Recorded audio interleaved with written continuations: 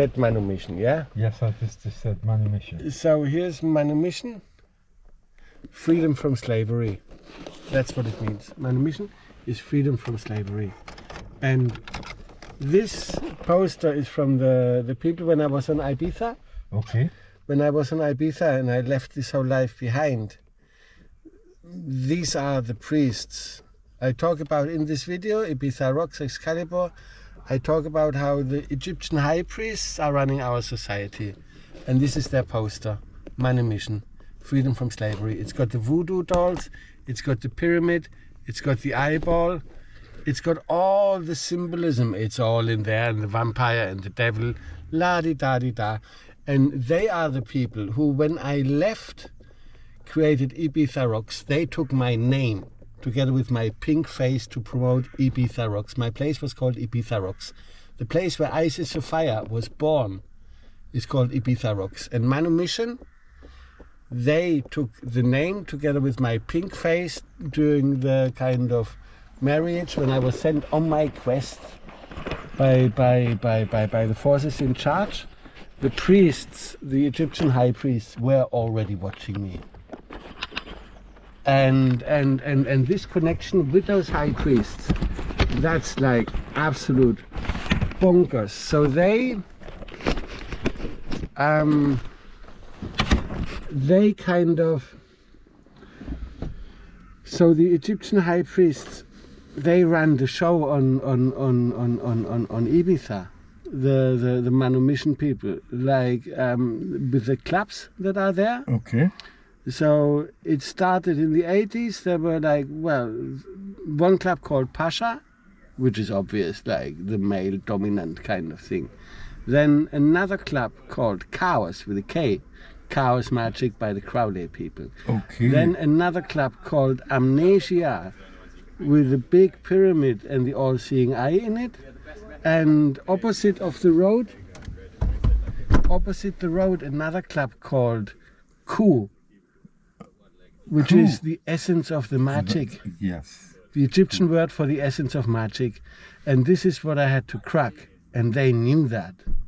And this is how I then, like, first, like, I saw the connection with the entire ecstasy-related DJ culture, connection to source through music, and that's why I left, how the DJs kind of, like, misuse this energy to like, we are just cattle for the high priest society. This is what I realized, and that's why I had to leave.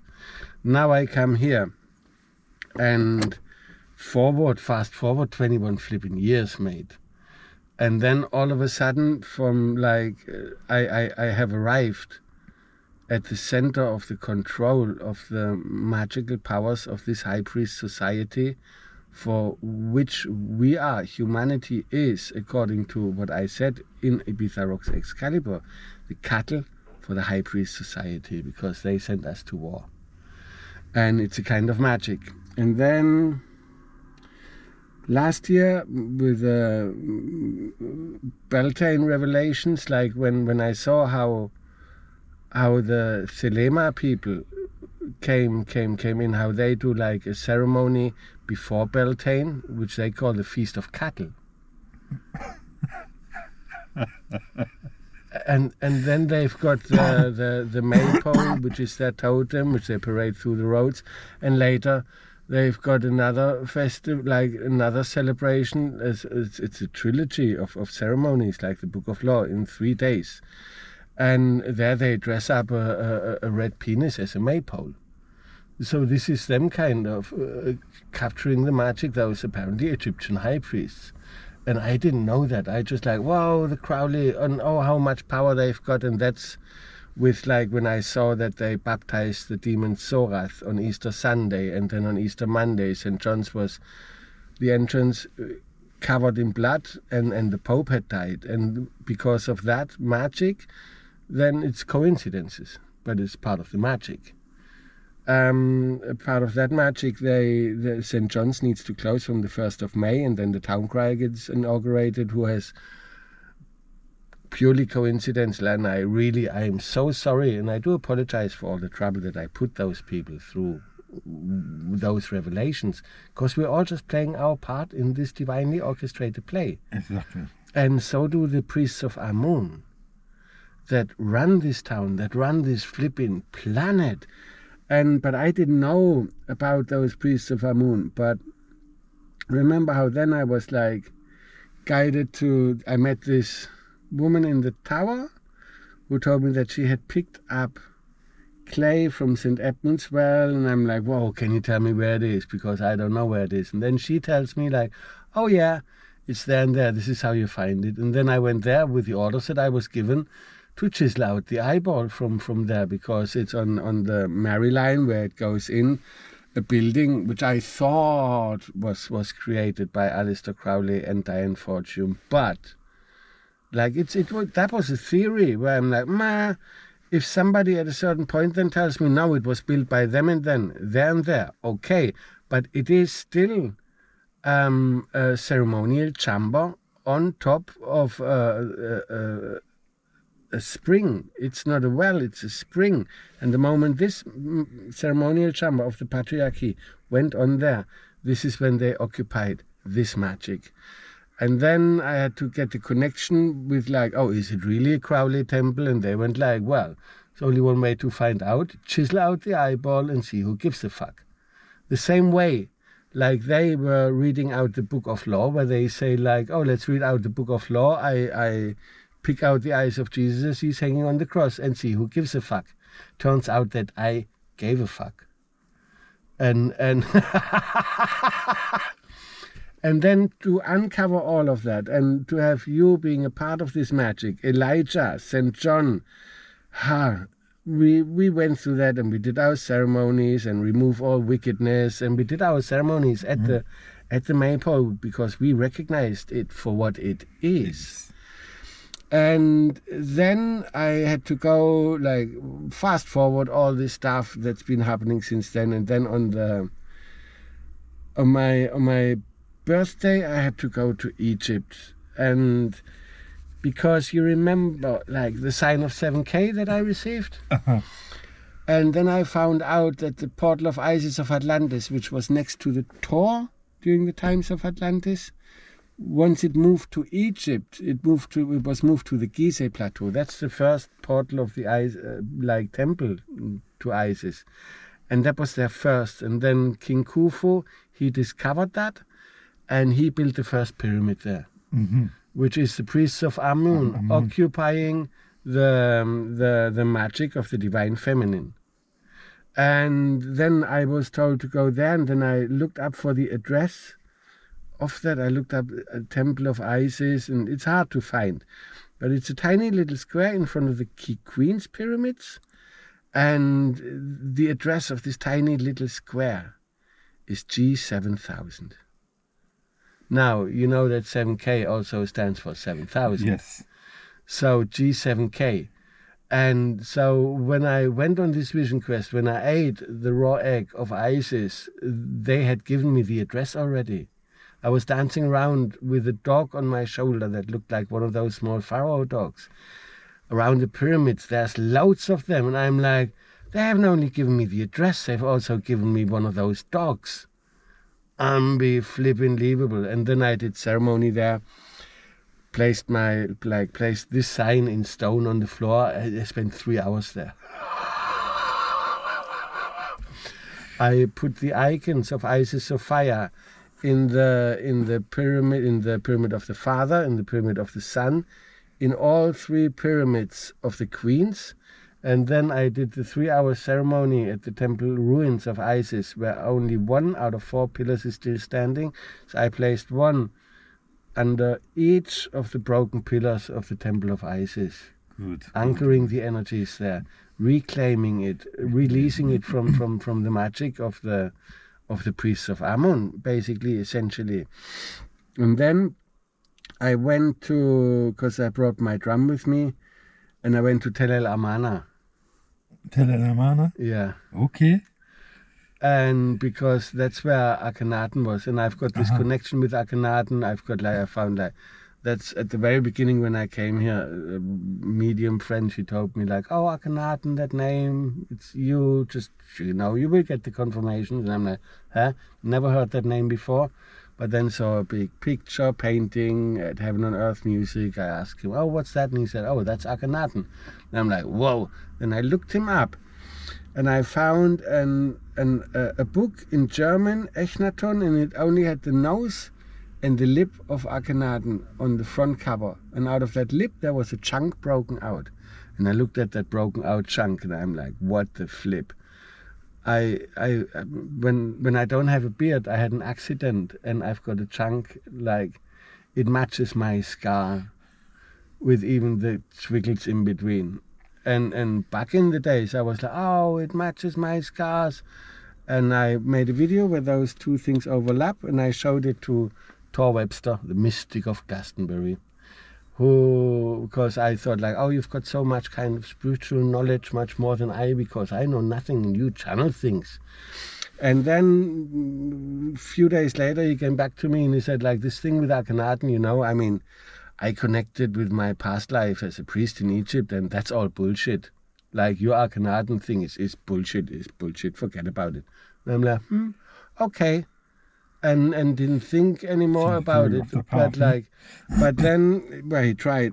But now it all makes sense, because, like, Akhenaten, he got rid of all the priests. He was the only one who broke the spell of the priests of Amun, and not with an army, but with love.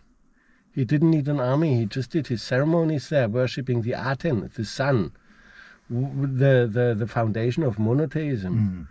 And then I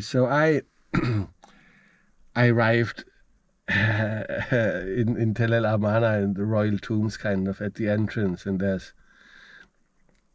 we all recognized each other. One guy, he's been living there for 49 years.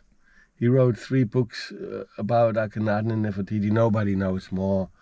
And he went like, I've been waiting 3,500 years for you. And I'm like, yeah. But then later, after we chatted, I was like, yeah. And then I told the Guardians, look, I've come here to play drums for peace in sacred places. I need to play in the tomb of Akhenaten. And they were like, okay. Also, instant recognition. And then we drive to the tomb through the desert with like a policeman with like a gun, and he needs to start the flipping engine, that we have light in the tombs of Akhenaten. And like, turns out it's not only the tomb of Akhenaten, it's also the tomb of like another part of the family, and in the top is the tomb of Nefertiti. And I'm like, what? Whoa. And then they let me play my drum in there. And he was dancing, mate. Of course. I never heard any bass like that ever. And then I'm like, whoa, this is massive. And like with those guides, we laughed so much. We laughed like children. Beautiful. Really unbelievable. Beautiful. And then the next day I went to a territorial stele of Akhenaten, and on this territorial stele, like outside with the skirts, with like, he wrote that in the royal tombs, he is going to be buried, Nefertiti is going to be buried, and Meritaten is going to be buried, their daughter. And then the next day I had to go back. I was told to go back there and place one of those icons in the tomb of Nefertiti. When I saw that guy and get a crystal from the tombs of Akhenaten, from the mountains like, and oh my flipping goodness. So I arrived back there, and the guy who's been living there for 49 years, who collected all those crystals, he's like, I had a dream last night, and I knew you were going to come back today. And you're also going to come back to the Temple of the Aten with some musicians, but I don't know. But like, I knew we would come back today, this morning. And I'm like, whoa. And then he told another guy, like, who had the keys to the royal tombs, to let me do what I want in there for as long as I want, because it's really important that I do that. And then I found the crystal, the mother crystal, for the Sonic Temple of Avalon. That big, calcite, from up and from down. And like, when do you ever get a crystal from somebody that collected it himself? You're ready. And to get it from I bought it. I obviously paid for it, but it's got red stone on top and at the bottom, and the crystals in between. And then another small one, which I will kind of use to spread around. And then went in the chamber, back in the tombs. And I played in the chamber in between, the chamber of Akhenaten and the chamber of Nefertiti. And when I stopped, the echo, woo, woo, woo, and I didn't have to do anything. I just cut that off and looped it. The echo of the burial chamber of Meritaten, which is in between the chamber of Akhenaten and Nefertiti. I made both of them vibrate, and as the vibration spread where they meet, this is the Vesica Pisces. And then after that I played in the chamber of Nefertiti. And Matey, he was doing like light show with a torch and everything. I'm like, what? And then I look for a place to place the icon. He's like, down there. And we both dig a little hole, pop it in, and laugh like children as we pop it in. Wow. So those icons are there. They are connected to the magic of here. And then, like, wow, mission Egypt accomplished. Came back, did a ceremony in St. John's where I played those vibrations for the first time. The vibrations of these are Egyptian Grail Code frequencies. Yeah, if there's ever been Egyptian Grail Code frequencies, this is it. Yeah. And to bring this magic back, that people can feel it. And then I realized what magic I brought back. Wow, those revelations only came since, well, it really kicked off on the 8th of April, which is the day when the Book of Law kind of is being read out. I pick out the eyes of Jesus as he's hanging on the cross kind of thing. Those 3 days where they were always reading out the Book of Law at the market cross as part of their whole group magic that they're doing. And so on this day I realized, like, I listened to some drumming that I did on my journey to Ireland, and I'm like, wow, the drum, it sounds like it sings so nice. And then when the drumming stops, you can just hear like water like rushing, and I'm like, da da da. I watched the video, and after like a minute or so, a voice says, she's here.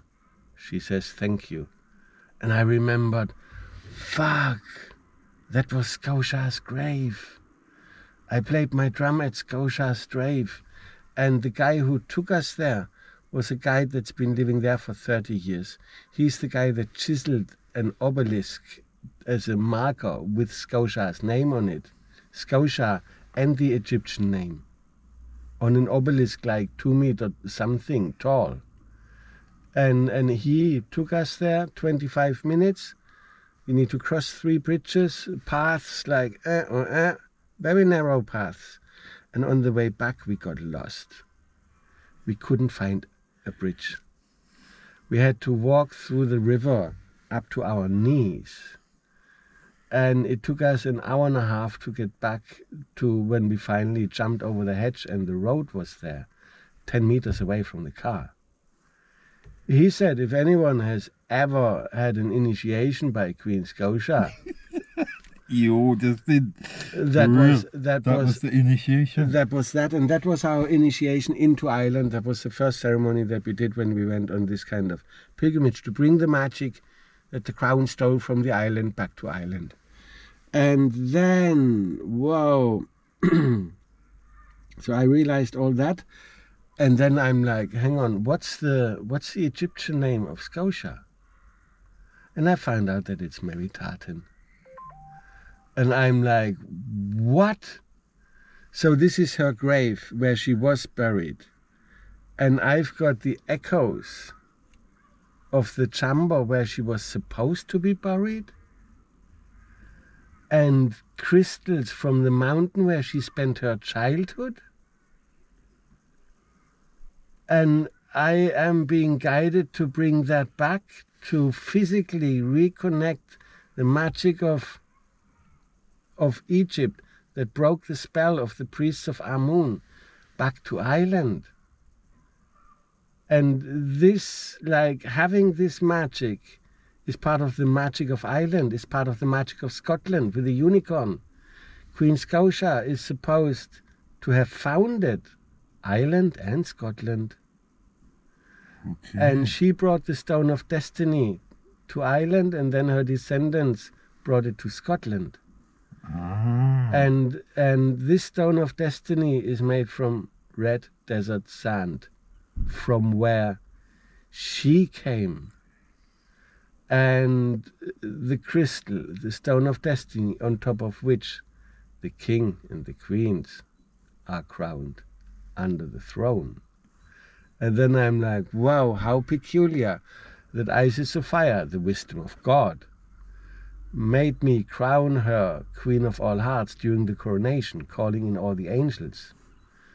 Made me realize, like, oh, once the bishop that held her in his hand, he was holding the hand of King Charles on the Bible during the coronation. And now I've got echoes from the tomb of the stone that she brought there. So if all of this is just a mythos, and well, it's just like, no, this magic is real. It's real enough for the crown to believe that with this magic they stay in power. And then I was like, well, what's got that to do with all of that's going on here? And I'm like, okay, are the priests of Amun connected to Telema, the Crowley teachings? And then turns out that the stele of Revelation, the stele number 666, is a stele of the priests of Amun, which is the foundation stone of the book of law that they've been reading out. And then I asked, was Crowley a reincarnated priest of Amun? And it came back, yes. He considered himself to be a reincarnated priest of Amun. Okay.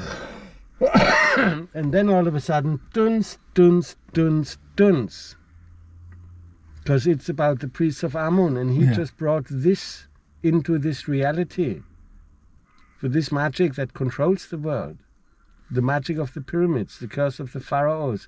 He just presented it to the world. And then at the same time, while I get those revelations, 8, 9 and 10 of April, where all of these puzzle falls together to make like this completely, what? How can anyone plan that?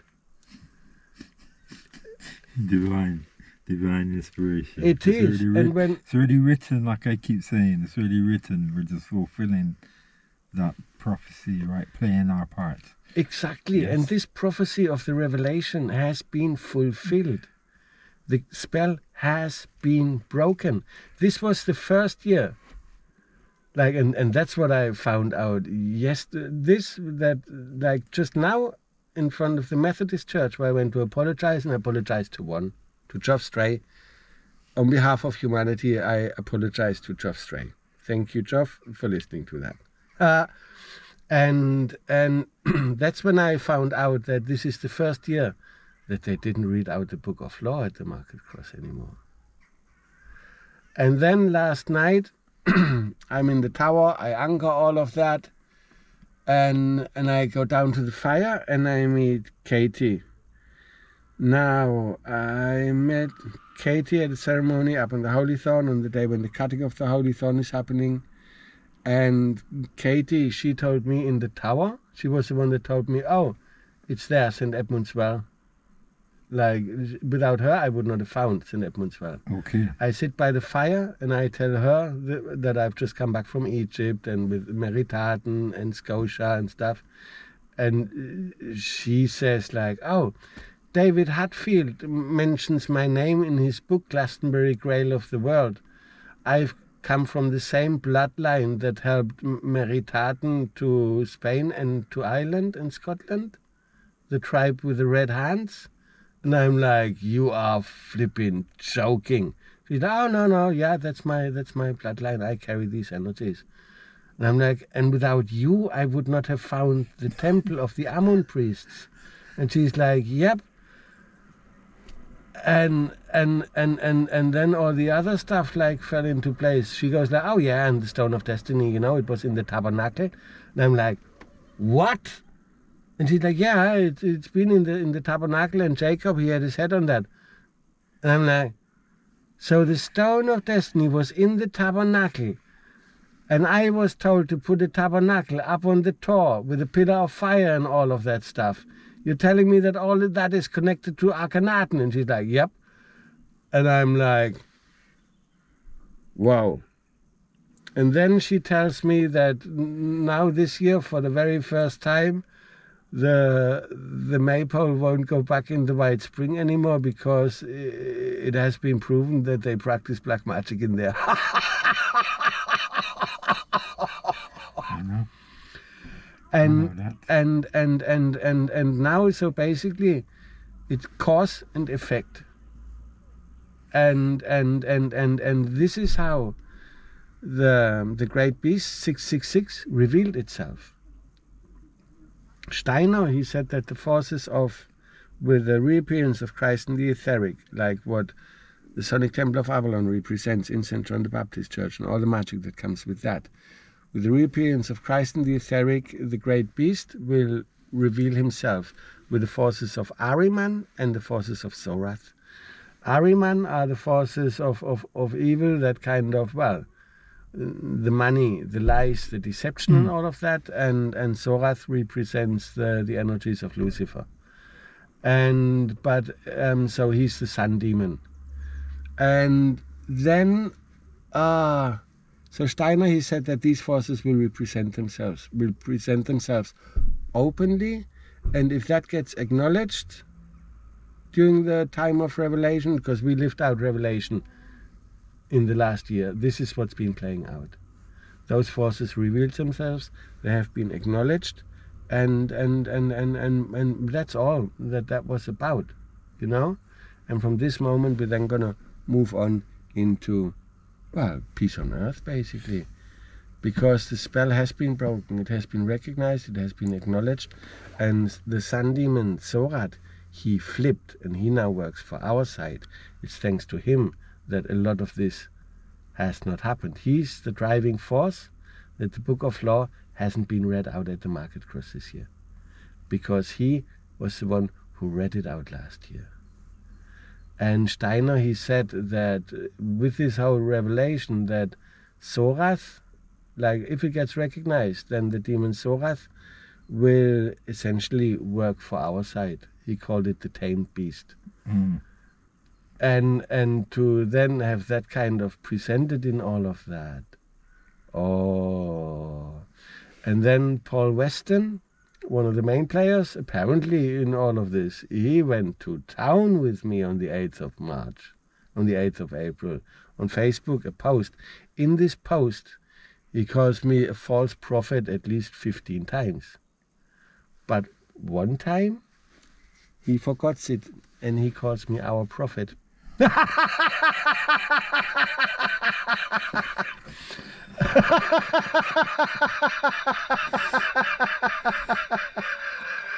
What is hidden will be revealed, my friend. What is hidden has to be revealed. Thank you. But this is literally, it's written. This is where it ended our actions. Like this is how we together threw it, fed it to the Marduk. How then, like at the bottom of the Tor where you sat with a chart, meditating while I played in the tower, and St. John was sitting with his piece of the chart inside the tower, meditating at the same time? Huh?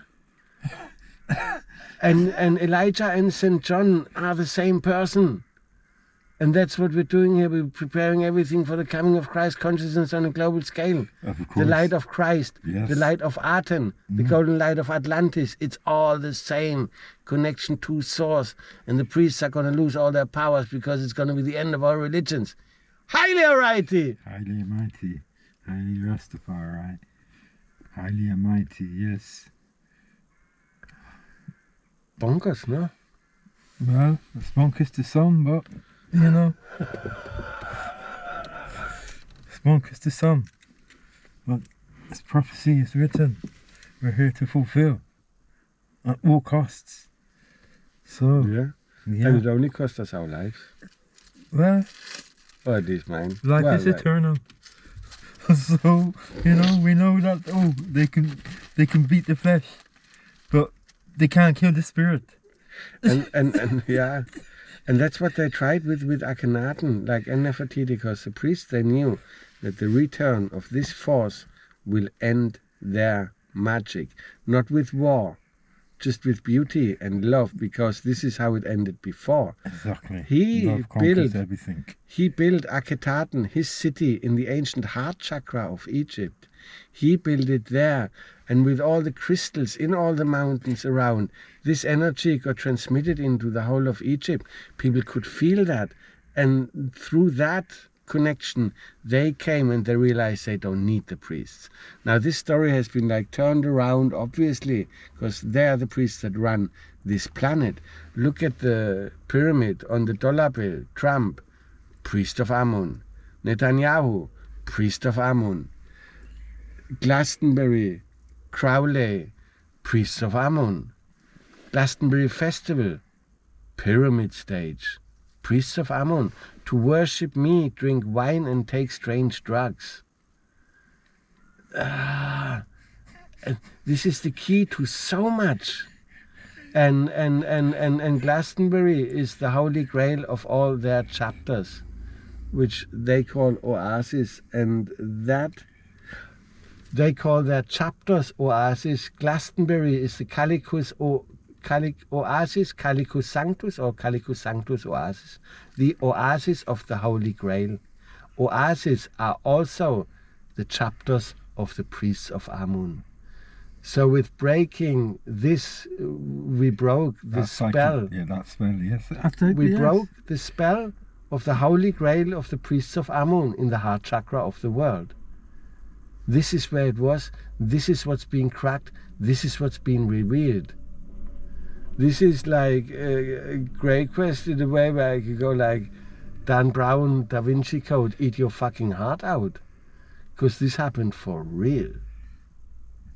We know that. Oh, and the world will know that, and the world will feel that. Because with this story, it's one thing to like go yakety yakety da da like I do right now with you. It's a different thing to have everything video documented. Totally. It's a different thing to have the echoes of the tombs. The echoes of the tomb of Scotia.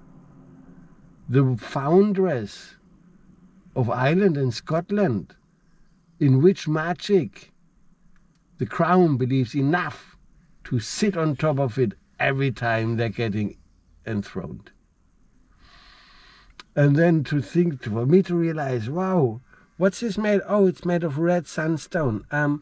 What are those crystals? Oh, the crystals are caked in red sandstone. Dun, dun, dun. So this is literally as big as it gets. And like if there's any way for peace on earth, this is it, because the priests of Amun are behind this. And I've been pushing